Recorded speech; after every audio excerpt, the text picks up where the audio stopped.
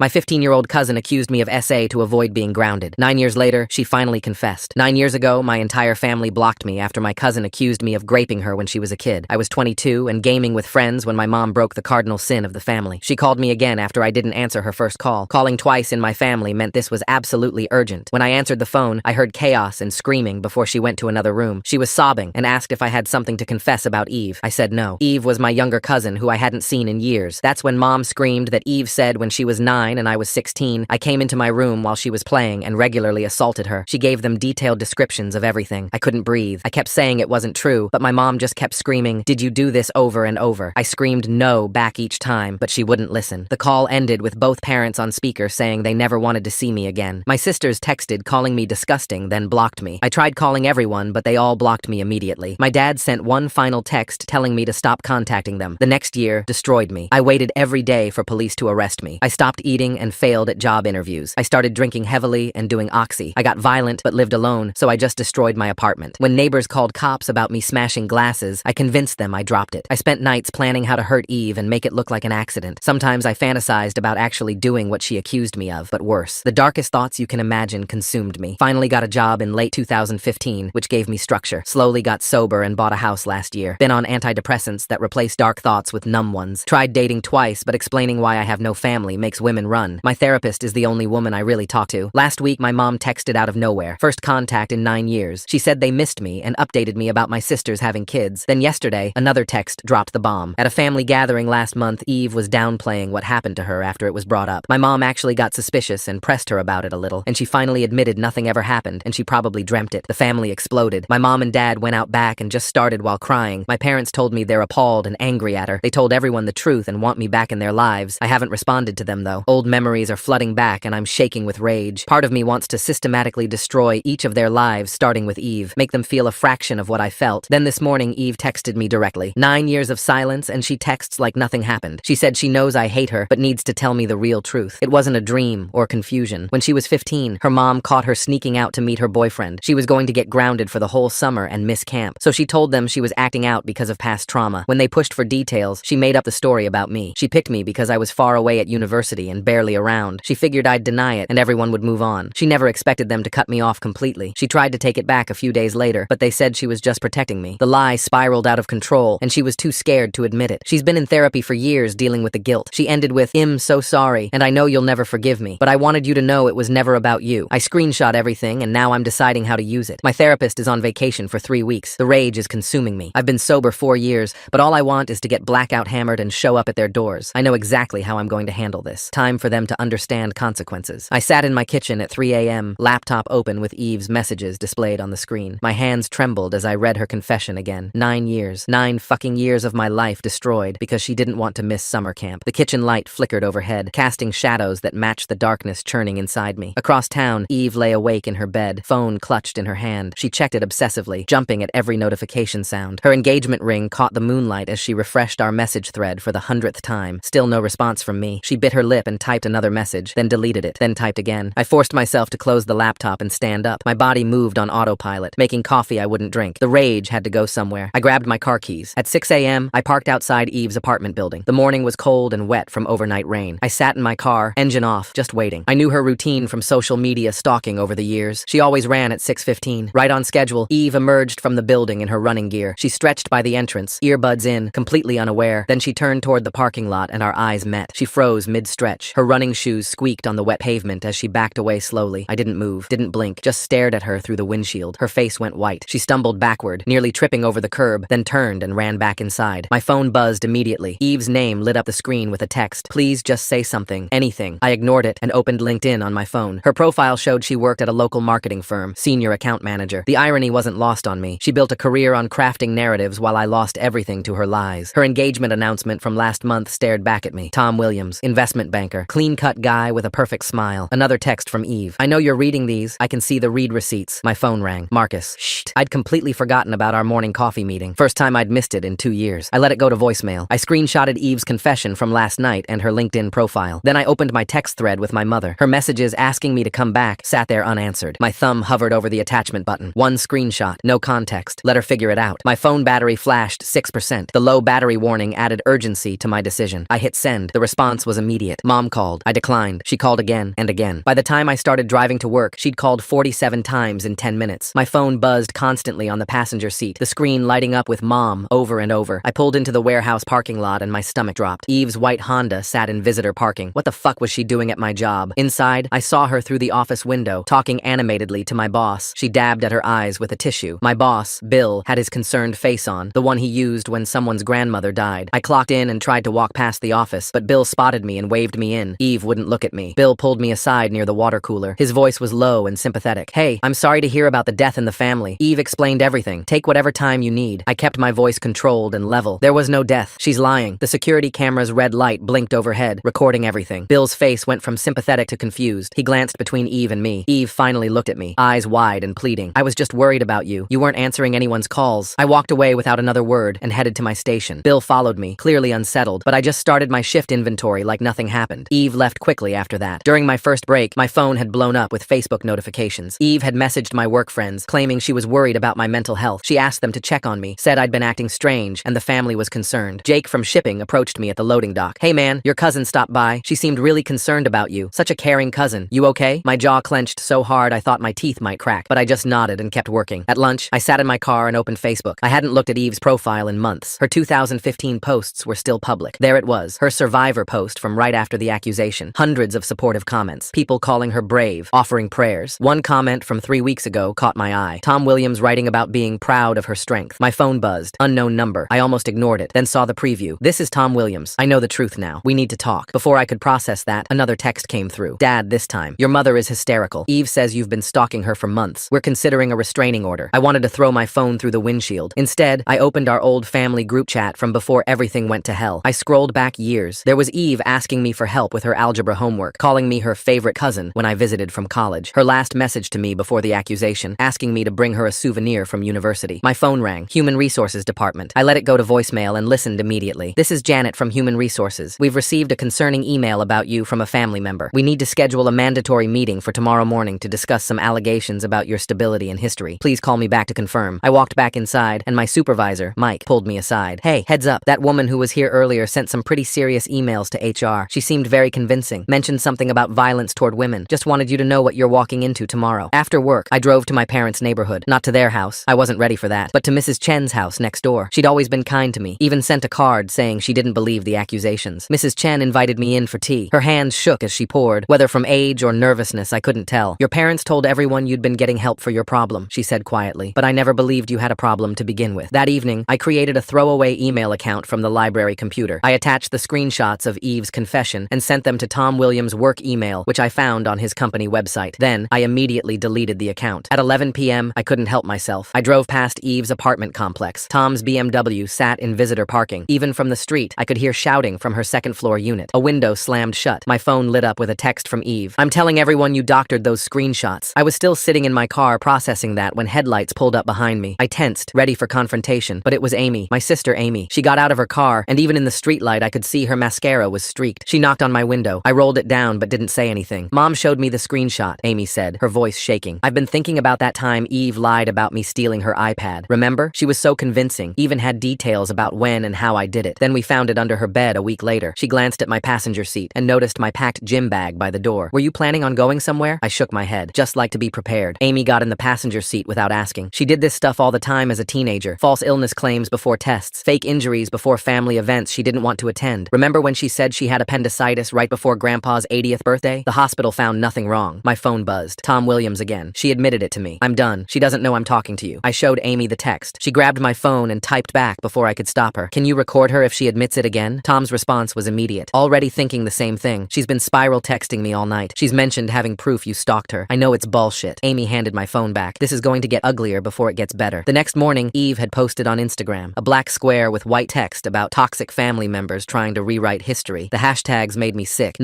#survivor, #my truth, #healing journey. Within an hour, 3 cousins had texted me asking if the post was about me. One mentioned Eve had been acting weird lately at family functions. I was walking into work when I got another text from Tom. "Meeting you at the diner on 5th Street at noon. I have something you need to hear." I arrived at the diner early and took a booth in the back corner, my hands wrapped around a coffee cup I didn't intend to drink. The waitress, Catherine, recognized me from my regular visits and gave me a sympathetic nod. She'd seen me here plenty of mornings after rough nights. Tom Williams Williams walked in exactly at noon. He looked exhausted, his usually perfect banker appearance disheveled. Dark circles under his eyes told me he hadn't slept. He slid into the booth across from me and pulled out his phone. He showed me a voice recording app with dozens of files dated from the past 2 nights. He explained that after receiving my email, he'd confronted Eve. She'd broken down, admitted everything, then immediately tried to spin new versions of the story. He'd recorded all of it. He played one recording where Eve practiced different explanations. In one version, she claimed I'd been harassing her recently. In another, she said I'd threatened her family. Each iteration got more elaborate, more damaging. The manipulation was methodical, calculated. Tom handed me a folder with printed emails between Eve and her best friend Chloe. They discussed contingency plans for if the truth ever came out. Eve had written detailed strategies for maintaining her victim status, including claims of recent stalking and threats. Before I could respond, the diner door chimed. Eve walked in, scanning the room frantically. Catherine immediately stepped in her path and loudly announced she didn't serve liars. Eve's face flushed as other patrons turned to stare. She spotted us and tried to approach, but Catherine physically blocked her. Eve left quickly, but not before shooting me a look of pure hatred. My phone buzzed with a text from my sister Bella. Amy had brought her to my house that morning. She wanted to talk. I met them at my place after leaving the diner. Bella was crying before she even got inside. She pulled out a journal from 2015 and handed it to me with shaking hands. She documented Eve's behavior patterns throughout their teenage years, lying about teachers, faking panic attacks, manipulating family members for attention. Entry after entry showed a clear pattern of deception. Bella admitted she'd suspected Eve was lying about me, but had been too scared to speak up. The family's reaction had been so severe, so immediate. She'd convinced herself she must be wrong. That afternoon, I got a Facebook message from Rachel, Eve's college roommate. She'd seen Eve's Instagram post and recognized the manipulation tactics. She had her own proof, screenshots of Eve bragging about destroying someone who'd crossed her. The messages were from our sophomore year of college. Eve had written detailed plans about how she'd ruin someone's life if they ever ignored her. One message made my blood run cold. My cousin learned not to ignore me. I responded carefully to Rachel, maintaining a professional tone despite my rage. She offered to send everything she had. Within an hour, I had chat logs showing Eve's history of false accusations, including one against a professor who'd given her a bad grade. Meanwhile, I had to deal with the HR complaint. I wrote a measured response, CCing a lawyer friend who'd offered to help. I explained the situation factually, included the evidence of Eve's confession, and maintained complete professionalism. My co-workers noticed my calm demeanor and started asking questions. Word spread quickly through the warehouse about what was really happening. Eve's desperation was escalating. Tom informed me she'd been placed on administrative leave from her marketing firm after he'd shared information about her history of false allegations. Their wedding, scheduled for 3 weeks away, was obviously canceled. She was spiraling. That evening, I was at the grocery store when I felt someone watching me. I turned to see my mother at the end of the aisle. Her hands shook as she approached. She whispered an apology, tears streaming down her face. She was wearing the necklace I'd given her for her 50th birthday. Before we could talk more, Eve appeared from the next aisle. She'd been following my mother. Eve immediately started talking loudly about how I was manipulating everyone, how I'd doctored evidence. Other shoppers began staring. I stayed silent, remembering the security cameras overhead. My mother looked between us, her face crumbling as she saw Eve's mask slipping. Eve then made an unexpected move. She offered me $50,000 from her trust fund to leave town and start fresh somewhere else. She said it loud enough for others to hear, framing it as generous compensation for a misunderstanding. I pulled out my phone and started recording, making sure she repeated the offer. She did, adding that all I had to do was sign a statement saying the screenshots were fake. That night, I received a text from Aunt Linda, Eve's mother. She wanted to talk. Something wasn't adding up with Eve's constantly changing story. We agreed to meet at a neutral location the next day. Tom continued to be a valuable ally. He revealed that Eve had been in therapy since college for compulsive lying and manipulation. During a previous incident involving false accusations against a teaching assistant, her therapy notes had been subpoenaed. He had copies. The pattern was undeniable. I realized that among the extended family, only my parents and Eve's parents still fully believed her. Everyone else was starting to question the narrative. The family group chat that had been silent for years suddenly came alive with discussions. Rachel sent more evidence. Chat logs from a week ago showed Eve planning her plan B. If caught lying, she'd claim mental illness. She'd researched symptoms, practiced stories about dissociation and false memories. The calculation was chilling. Marcus proved to be a true friend when Eve showed up at my workplace again. She'd waited until she saw me heading to the loading dock. Marcus physically placed himself between us, blocking her from entering. He called security while maintaining his position. He told her he knew a predator when he saw one, and it wasn't me. She left before security arrived, but not before several co-workers witnessed her harassment. That night, Marcus shared his own story. He'd been falsely accused by a family member years ago. He recognized the patterns, the manipulation tactics. We spent hours developing a plan to expose Eve safely without endangering actual survivors or making this about revenge. Tom suggested posting everything online, but I refused. This wasn't about public humiliation. It was about truth and protecting others from her manipulation. We agreed to handle everything privately, documenting each interaction for protection, but not weaponizing social media. 2 days later, Eve cornered me at a gas station. I was filling up when she appeared beside my car. She leaned in close and said that nobody would believe screenshots could not be faked. It was my credibility credibility against hers, and she was the victim in everyone's eyes. I said nothing, just smiled slightly, and pointed up at the security camera directly overhead. Her face went pale. Tom compiled his recordings and created a notarized statement about their conversations. He backed up everything in 3 locations and gave me copies. Eve's confession was now thoroughly documented from multiple sources. The dominoes began falling faster. Eve's best friend Chloe blocked her on everything after Tom shared the truth with her. She sent me an apology, saying she'd always felt something was off, but had chosen to believe her friend. More family members started reaching out, sharing their own doubts and observations from over the years. Amy created a group chat with family members who believed me. She shared Bella's journal entries. The extended family group chat exploded with discussions. Sides formed, but momentum was shifting toward the truth. Eve's supporters went silent one by one as evidence mounted. I scheduled an emergency session with my therapist's colleague. She helped me plan responses that would protect my sobriety while seeking justice. We worked on strategies for handling confrontations without letting anger take control. The work was exhausting, but necessary. Everything came to a head when Eve showed up at my house at 2 a.m., hammered and banging on my door. She screamed that I'd ruined everything, that I'd destroyed her life. I called Marcus and Tom immediately. They arrived within minutes to witness and document her behavior. Eve's erratic actions escalated. She kicked my door, threw a rock at my window, and screamed threats. My elderly neighbor came out and told her this wasn't the first time she'd seen Eve act this way. Several other neighbors watched from their windows. Marcus recorded everything while Tom called the police. When officers arrived, Eve tried to claim I'd invited her over and then locked her out. But with multiple witnesses and her obvious intoxication, her story fell apart. The officers took statements from everyone and advised me to seek a restraining order. The next morning, Eve's employer called Tom to inform him that after an internal investigation, they'd placed her on permanent leave. Her history of false allegations and the current situation made her a liability. Word had spread through their professional network. Mrs. Chen revealed something unexpected. She'd overheard Eve's parents in 2019 discussing plans to check on me, to see if I'd changed. She had doorbell camera footage of them sitting in a car outside my house, watching. They'd known where I was for years, but had chosen to maintain the estrangement. I made sure Tom had support through his friend group while maintaining boundaries about not targeting Eve vindictively. I suggested he join a support group for partners of manipulators. He took me up on it and found it helpful. Both of my sisters fully reconciled with me. We started having weekly dinners, sharing 9 years of missed memories. They introduced me to their children, my nieces and nephews I'd never met. The pain of lost time was overwhelming, but the joy of reconnection helped balance it. Family members who'd believed me from the start began reaching out with apologies for not speaking up. They'd been afraid of being cast out too. The family dynamic had been ruled by fear of exclusion, and Eve had weaponized that perfectly. Eve tried one more manipulation. She sent a group text claiming I was turning everyone against her, that she was the real victim being gaslit by a master manipulator. But her constantly changing story undermined her credibility. Family members started pointing out the inconsistencies. During a family dinner that Eve wasn't invited to, she showed up anyway. When confronted about her lies, her mask finally dropped completely. She screamed that I deserved it for ignoring her, for being everyone's favorite, for having the life she wanted. The admission was witnessed by 12 family members. My father saw Eve's true nature when she threatened to destroy me like she had before. His face went white as understanding dawned. The man who'd sent me that final text 9 years ago now saw the truth. He broke down completely. Former family friends who'd distanced themselves started inviting me to gatherings. Eve was no longer welcome after her behavior became known. The social isolation she'd inflicted on me was now her reality. The HR investigation at my work concluded that Eve's claims were unsubstantiated and appeared retaliatory. Her complaint was officially dismissed. My boss apologized for initially believing her, saying she'd been very convincing. I didn't blame him. She'd fooled an entire family for 9 years. A family reunion was scheduled for the following month. Grandma, now 94 and in declining health, wanted everyone there for possibly her last gathering. This became a deadline of sorts. The family had to decide how to handle Eve's presence. More evidence surfaced when Eve's ex-boyfriend from college reached out. She'd falsely accused him of theft when he'd broken up with her. He had a police report proving his innocence. The pattern of false accusations stretched back further than anyone had realized. I compiled a timeline of Eve's lies with dates, witnesses, and documentation. The pattern showed clear escalation over time. What started as small lies for attention had grown into life-destroying false accusations. The family couldn't ignore the evidence. At a family meeting, I presented everything calmly, while Eve became increasingly agitated. She contradicted herself multiple times, changed her story, and eventually started screaming at everyone. Her parents tried to calm her, but she turned on them too. Mom finally admitted she'd known something felt wrong, but had been too shocked to think clearly. The detail and emotion in Eve's initial accusation had overridden her logic. She'd chosen to believe her niece over her son, and the guilt was destroying her. A small family gathering occurred without Eve. The first time in 9 years I'd been welcomed back. I sat in my old spot at the dinner table. Everyone was careful not to mention the lost years, but the empty space where those memories should have been was palpable. Eve made one last desperate play. She claimed she was having panic attacks and heart palpitations from the stress. She needed family support or something bad might happen, but the family recognized the pattern. Amy pointed out that Eve had used identical health scare tactics in high school to avoid consequences. Then came another blow to Eve's credibility. Her employer discovered discovered she'd lied on her application about having a master's degree she'd never completed. The investigation into her background had revealed multiple deceptions. She was formally terminated. My relationships with my siblings were fully restored. We had dinners together, shared stories, tried to fill in 9 years of gaps. The pain of lost time would never fully heal, but we were building something new. Through all of this, I maintained my sobriety. Marcus checked on me daily. My therapist's colleague provided crucial support. The urge to drink was there, especially during the hardest confrontations, but I had tools now that I hadn't had 9 years ago. Eve's world was collapsing, but it was entirely of her own making. Each lie she'd told to cover previous lies had created a house of cards. Now it was all tumbling down. The family she'd manipulated for nearly a decade was finally seeing the truth. I sat in my car outside my childhood home one evening, trying to decide whether to go in. The house looked exactly the same, but everything had changed. 9 years of estrangement couldn't be erased overnight. But for the first time since that phone call while gaming with friends, I had hope that healing was possible. The family meeting was scheduled for that evening at Grandma's house. I arrived to find cars already filling the driveway. Through the window, I could see family members gathered in the living room, their faces tense. Eve's car wasn't there yet. Inside, the atmosphere was thick with anticipation. My aunts and uncles sat in the same spots they'd occupied 9 years ago when they'd first heard Eve's accusation. The irony wasn't lost on me. Amy squeezed my shoulder as I took a seat. 20 minutes later, Eve arrived with her parents. She looked terrible. Hair unwashed, clothes wrinkled, dark circles under her eyes. Her confident facade had crumbled completely. She tried to sit in her usual spot, but Grandma pointed to a chair in the center of the room. Eve's face flushed as she realized she'd be facing everyone. I presented the timeline methodically, each lie documented, each pattern exposed. Family members passed around Bella's journal, Tom's notarized statement, Rachel's screenshots. Eve's parents grew paler with each piece of evidence. Her mother's hands shook as she read her daughter's own words about destroying people who crossed her. Eve's attempts to interrupt were shut down immediately. When she tried to claim the evidence was fabricated, Tom played the recording of her confession. Her voice filled the room, admitting everything, planning new lies. Several family members gasped. One aunt left the room in tears. The breaking point came when Grandma spoke. Her voice, usually soft with age, rang clear and strong. She talked about watching the family tear itself apart, about keeping silent when she'd had doubts. She looked directly at Eve and told her she'd destroyed something precious with her lies. Eve snapped. She jumped up, screaming that I was everyone's favorite, that nobody ever noticed her, that I deserved what I got for ignoring her at family events. The mask didn't just slip, it shattered completely. She admitted planning the lie because I'd missed her birthday party while at university. 9 years of destruction over a missed birthday. Aunt Linda suddenly stood up, her face white. She left the room and returned minutes later carrying an old diary with a floral cover. Her hands trembled as she flipped through pages. She'd found it while packing Eve's old room for renovation. The entries were damning. Detailed plans about making me pay for missing her birthday, for not giving her enough attention. One entry, dated 2 weeks before the accusation, outlined exactly what she'd claim I did. Eve lunged for the diary, but her father grabbed her arm. He took the diary and read aloud, his voice breaking. The premeditation was undeniable. Eve had written about choosing me specifically because I was far away at university, about picking sexual assault because it would guarantee I'd be cut off completely. She'd even practiced what to tell her parents. The room erupted. Family members who'd been holding back their anger finally let loose. They confronted Eve about other lies over the years, faked illnesses, false accusations against teachers, manipulation tactics. The pattern stretched back to childhood. Eve's parents sat frozen, watching their daughter's lifetime of deception unravel. Grandma made the decision that would reshape our family. She stood, using her cane for support, and declared Eve unwelcome at any family gathering until she got serious psychiatric help and made genuine amends to everyone she'd hurt. The family matriarch had spoken. Nobody challenged her. Eve's response was immediate and vindictive. She pulled out her phone and showed me a photo, her hand holding a can of spray paint over my car. She threatened that if I didn't publicly forgive her and tell everyone the screenshots were fake, she'd make sure everyone knew I was dangerous. I walked outside without responding. Several family members followed. In the driveway, we found my car already vandalized. Predator spray painted across the hood in red letters, but Eve had made a crucial mistake. Grandma's neighbor had a security camera that covered the driveway. We watched the footage on his phone, Eve spray painting my car just minutes before entering the house. The neighbor, a retired police officer, offered to file a report, but something else was happening. Eve's parents were walking her to their car. Her mother was on the phone with someone, speaking urgently about emergency psychiatric admission. Her father held Eve's arm firmly as she alternated between sobbing and screaming threats. Back inside, the family fractured again. Some members worried we were pushing Eve to a breaking point. My mother wavered, wringing her hands and suggesting we should all just move forward for peace. She kept repeating that Eve was still family, that maybe we could work through this together. The argument split the room. Half wanted to support Eve getting help while maintaining relationships. The other half, led by Amy and Bella, insisted on firm boundaries. Voices raised. Old resentments surfaced. The same dynamics that had allowed Eve's lie to destroy everything were emerging again. I left the house and sat in my vandalized car for over an hour. Through the windshield, I could see my family arguing through Grandma's living room window. 9 years ago, they'd united against me instantly. Now they couldn't agree on how to handle the truth. My phone buzzed with with texts from both sides, each trying to pull me into their position. Marcus arrived, having received my location pin. He surveyed the spray paint damage and shook his head. We sat in silence while I wrestled with the decision. I could push for maximum consequences, press charges, pursue a restraining order, ensure Eve faced legal ramifications, or I could support the mental health intervention her parents were arranging. The decision became clear when Eve's father knocked on my car window. He looked broken, aged a decade in one evening. He explained they were taking Eve for psychiatric evaluation immediately. She'd threatened self-harm in front of them, scratching at her arms until they bled. They needed family support for an involuntary hold. I made my choice. I would support the mental health intervention, but with strict conditions. Eve would need to admit the truth to everyone she'd lied to. The family would maintain a no-contact agreement. She'd have to comply with all treatment recommendations. The boundaries were non-negotiable. Eve's breakdown accelerated in the driveway. She pulled away from her parents and ran toward the street, screaming that she'd rather die than be locked up. Her father caught her before she reached traffic. The scene was chaos. Neighbors watching from windows, Eve fighting against her parents' grip, her mother crying while trying to calm her. An ambulance arrived within minutes. Eve's mother had called during the confrontation. The paramedics approached carefully, speaking in calm tones. Eve alternated between admitting everything and denying it all, claiming we'd driven her to this, that the lies were actually true, that she was the real victim. The inconsistencies in her statements concerned the paramedics enough to support transport for evaluation. As they prepared to leave, Eve made one last manipulation attempt. She told the paramedics I'd been stalking her, that this was all retaliation for rejecting me. But with 12 family witnesses and documentation of her confession, her claims fell flat. The paramedics had seen enough mental health crises to recognize the patterns. The family reconvened at Grandma's house after Eve left. The earlier arguments dissolved into exhausted silence. We sat in the same room where it had all started 9 years ago, processing what had just happened. Grandma broke the silence by asking me what I needed from the family going forward. I laid out my requirements clearly. Full acknowledgement of what had been done to me. Support for Eve getting treatment, but with maintained boundaries. No pressure to forgive or reconcile until I was ready. The family would need to rebuild trust through actions, not words. Most importantly, no more secrets or willful blindness to problematic behavior. 3 weeks later, we gathered again at Grandma's house. Eve arrived with her parents and a therapist from the psychiatric facility. She'd been admitted voluntarily after the initial hold. The therapist explained Eve had been diagnosed with a severe personality disorder requiring intensive long-term treatment. Eve sat in the same center chair, but her demeanor had changed. She appeared medicated, movements slow and deliberate. When asked to address the family, she read from a prepared statement. The words were right, admitting the lies, taking responsibility, but delivered without emotion, mechanical, rehearsed. The therapist revealed Eve's pattern went deeper than anyone had realized. She'd created elaborate false narratives throughout her life, each one escalating when previous lies succeeded. The accusation against me had been her most destructive lie, but far from her only one. Treatment would take years, with no guarantee of full recovery. Family members asked questions. Eve's responses oscillated between taking responsibility and subtle attempts to shift blame. She claimed mental illness made her lie, then admitted she'd known exactly what she was doing. She apologized, then suggested we'd all overreacted. The therapist took notes, occasionally redirecting when Eve tried to manipulate. Grandma spoke last. Her words cut through Eve's performance. She told Eve directly that lies had consequences, that mental illness didn't excuse conscious choices to destroy lives. She reaffirmed the family's decision. Eve would have no contact with family events for a minimum of 5 years. If she completed treatment and made genuine amends, they could reassess. Eve's final manipulation came as expected. She clutched her stomach, claiming severe pain, suggesting the stress might cause her to harm herself if the family didn't show forgiveness. The room's response was unified. Get help, follow treatment, take responsibility. The days of emotional blackmail were over. The therapist escorted Eve out while her parents signed paperwork. She would return to the facility for continued treatment. As she left, she looked back at me once, no apology in her eyes, just cold calculation, already planning her next move. Some things don't change. I stood in Grandma's backyard afterward with my siblings and cousins. We built a small fire in the old fire pit. I pulled out the folder of evidence, screenshots, printouts, documentation of 9 years of pain. One by one, I fed them to the flames. The ashes scattered in the wind, drifting toward the fence that bordered Eve's childhood home. My mother approached as the last papers burned. She pulled out a photo album from the house, pictures from before the lie, family gatherings, holiday celebrations, my college graduation. 9 years of empty pages followed. She handed me a pen and a stack of recent photos. We began filling the gaps together. 6 months later, I hosted Christmas dinner at my house. The table was full. Parents, sisters, their children, cousins, aunts, uncles. Grandma sat at the head, weaker, but still sharp. An empty chair remained where Eve would have sat, holding a photo of our family from before the lie, a reminder of what deception costs and what truth can restore. My girlfriend helped serve dinner. She knew the whole story, had seen me through the final months of rebuilding. My nieces and nephews called me uncle for the first time. The word felt foreign, but right. Marcus joined us, practically family now. Tom sent a card. He'd found peace in a support group, started dating again. The doorbell rang during dessert. Everyone tensed, but it was just carolers, spreading holiday cheer. We listened from the doorway. My family pressed close together, not the same as before, scarred but healing, broken but mending. Some things can't be restored, 9 years don't come back, but new things can be built on foundations of truth.